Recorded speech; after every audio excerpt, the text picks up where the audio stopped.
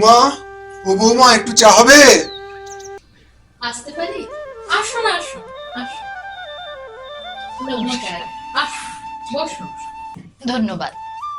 আমি সরকারের তরফ থেকে এসেছি 2027 সালের জনগণনার তথ্য নিতে। কিন্তু আপনার কাছে কোনো প্রশ্নসূচি দেখছি না তো। মেসমশাই, এখন তো ডিজিটাল মোডেই সমস্ত কাজকর্ম হয়। এই জনগণনাতে মোবাইল অ্যাপের মাধ্যমে ডিজিটালি আমরা সমস্ত তথ্য সংগ্রহ করছি।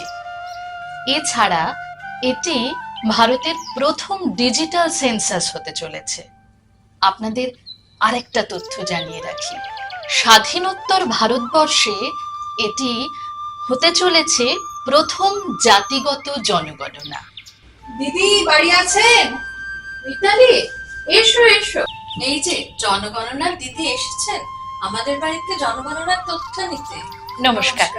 আচ্ছা, আপনি কি কি বিষয়ে প্রশ্ন করবেন? আমি পরিবারের কর্তা, বাসস্থান, বাড়ির ধরন, বাড়িতে কি কি সুযোগ সুবিধে রয়েছে, এছাড়া ব্যক্তির নাম, বয়স, পেশা, শিক্ষা, এই সমস্ত বিষয়ে আপনাদের থেকে তথ্য সংগ্রহ করব। আরে, আপনারা এইসব ব্যক্তিগত তথ্য বাইরের লোককে দিচ্ছেন কেন? খবরের কাগজ পড়েন না? কত বিপদ হচ্ছে চারিদিকে। আর আপনিই বা এইসব ব্যক্তিগত তথ্য দিচ্ছেন কেন?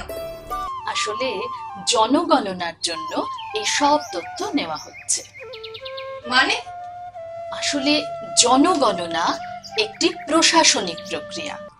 তাইতে আমাদের মানে জনগণের ভূমিকা কি? আমরা কিভাবে অংশ নেব? এই জনগণনাতে আপনাদের অংশগ্রহণ করা খুবই সহজ। আপনি আমাদের মাধ্যমে অথবা আপনি নিজেও অনলাইনে সেলফ এনুমারেশন পোর্টালের মাধ্যমে আপনার তথ্য সরকারকে দিতে পারবেন। কিন্তু এতে আমাদের ব্যক্তিগত তথ্যের গোপনীয়তা নষ্ট হবে না? না না, একেবারেই না। আপনি সম্পূর্ণ নিশ্চিন্ত থাকুন। জনগণনায় ব্যবহৃত তথ্য কেবল সংখ্যা হিসেবেই ব্যবহৃত হয়, ব্যক্তি হিসেবে নয়। জনগণনায় সংগৃহীত তথ্য সম্পূর্ণ গোপনীয়। আচ্ছা, আচ্ছা, এসব তথ্য সংগ্রহ করে সরকার কি কি কাজ করে?